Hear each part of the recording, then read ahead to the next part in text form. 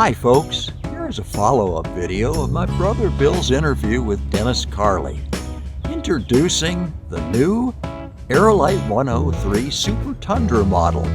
This could be a great backcountry option. Let me know if you agree.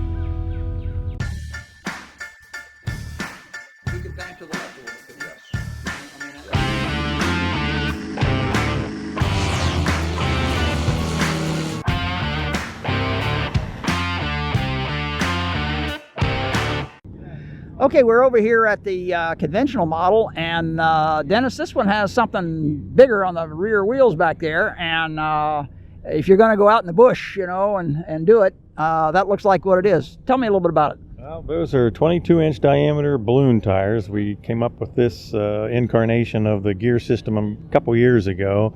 Not really necessary for the average guy flying off of pavement or flying off of a good grass runway, but more and more of our customers are flying off their own property.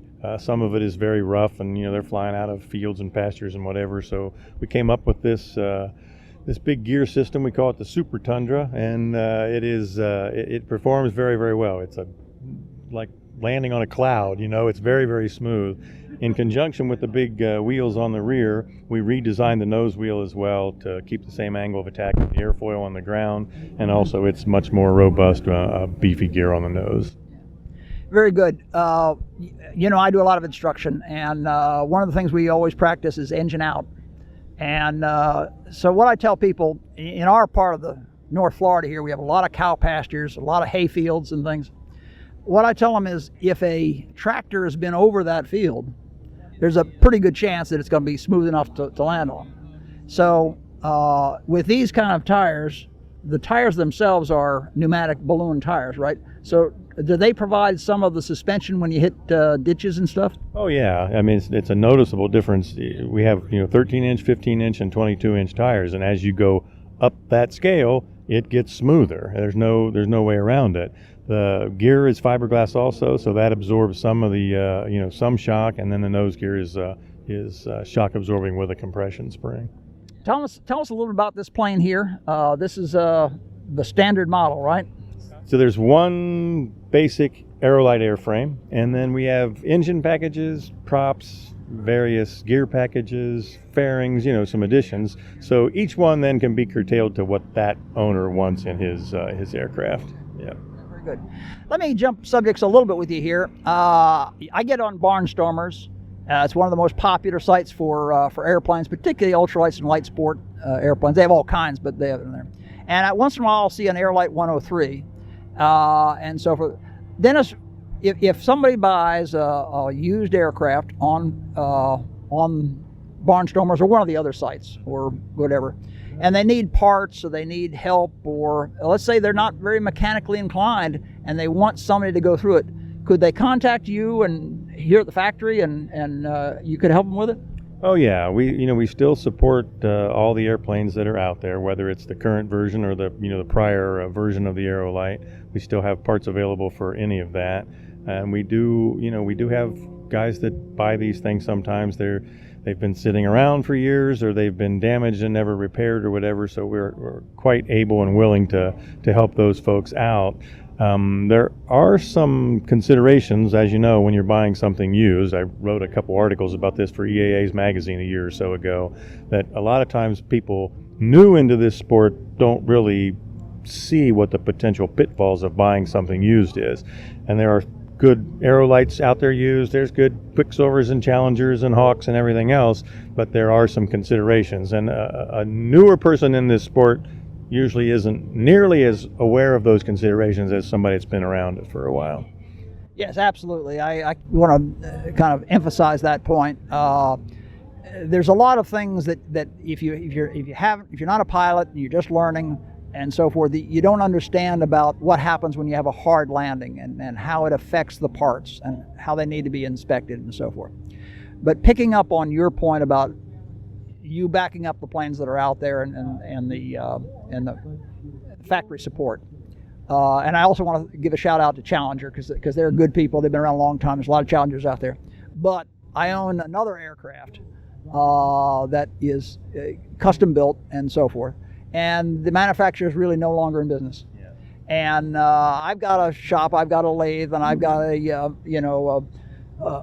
milling machine and so forth, and I can create most of the parts I need. But it's really, really, really nice to have factory support, to have an ongoing existing factory where there's parts and where you can call up and order the parts, and you can call up and get advice and information about what's needed. Are there any user groups or internet people that kind of really specialize in the Aerolite 103? Well, there's a couple Facebook groups that are maintained by, or two of them I can think of off the top of my head, that are maintained by two of our dealers, and there's lots of participation in that. But and this is one of the articles or one of the things I touched on in the article I wrote for EAA, is there's a lot of bad information on those groups too.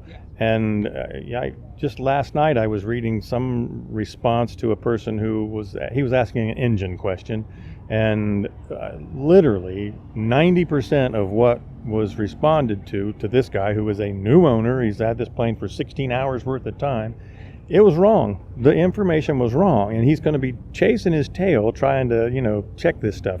My best advice I can give anybody is, if you have an airplane that the manufacturer is still in business, that absolutely should be the first call that you make. If you have an engine, same thing. If the engine manufacturers, call the service center, call the distributor, whatever.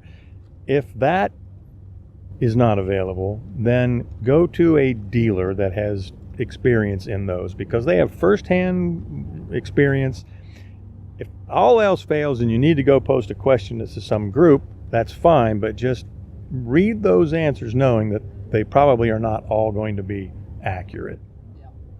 Yeah, and let me follow up with a little bit tangentially to that. I get probably 3 to 5 calls a week, and they're asking me about training and various different kinds of airplanes and so forth. And half of them are newbies and they're not pilots, and they haven't flown before.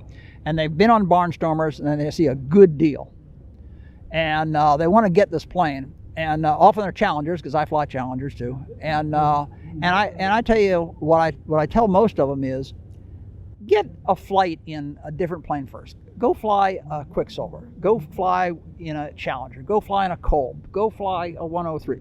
Get some experience first before you buy that airplane. You think that's a good idea, or what do you think about that?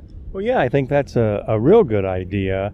And just to expand on that a little bit, when we have somebody that calls us up that's found the super duper can't pass it deal of a lifetime on Barnstormers, if it is a make or model that is still in production, and this is a first time buyer, they can probably get that support that they need. But if it's a first time buyer and he's wants to buy a plane that's been out of production for 20 years, he can't get any parts generally. And if he gets that thing home and he's got a bent compression tube in the wing panel, now he's his own aircraft parts repairman, and that's not a good combination for somebody that's new into this sport. And he's going to be his own test pilot, right? Yeah, that's the other downside of that, when you make your own part. Yeah.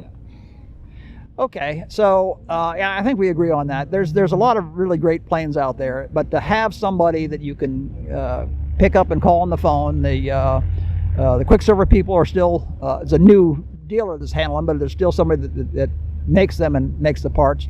The Challenger factory's in there, and of course you have your Aerolite 103 factory here and have the parts. So having that backup support from the people who make the plane, know what they're doing, is really just a very, very valuable thing. All right.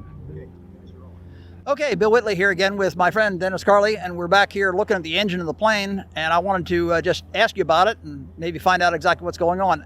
I noticed this one has a 3-blade composite prop on it, Dennis. What about that?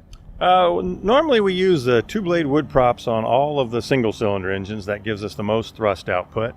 On 45 horsepower and up, we generally use a 3-blade prop, which gives the owner the ability to tweak that pitch if they need more cruise speed or more climb performance or whatever. Warp drive, we've used warp drive props for many, many years. We also use Ivo power fin, and all of our wood props are made by Culver. Okay, yeah. Can you explain what this engine is? Yeah, sure. This is a Hirth F23 motor. It's 50 horsepower, horizontally opposed, made by Hirth in Germany. We've used this motor for many, many years. The horizontally opposed is a little bit lighter than a two-cylinder inline because of shorter crankshaft and crankcase. Air-cooled, plenty of power. Electric start? Oh yeah, electric start on everything. We're too old to pull start anything anymore. It's all electric start on everything. Yep. And that's pretty much it. Runs with a belt reduction drive, dual carb, dual exhaust, and there it is. What about the fuels? You have the fuel tank down here, fuel cell. Do you have a fuel pump that gets it up there? How does that work? Well, it has a vacuum pump, off the crankcase, which is sufficient to pull that fuel up that distance. We do sometimes run electric backup pump as well, as you can do it either way. Yeah. Well, hi, folks. I'm here at Deland Sports Aviation Showcase, the 2021 version. There's a tremendous amount of energy in the 103 camp. People are just crazy about this airplane, and obviously there's a lot to like right here. So I'm sure that if you get a chance, come out and see this airplane. Talk to Dennis. There is just a whole bunch of great stuff to see and to enjoy while you're here. Okay, thank you very much, and I appreciate you watching. I hope you enjoyed this video. If so, hit the like button. Subscribe if you haven't. And as always, I appreciate your comments. Thank you for watching. Till next time, take care.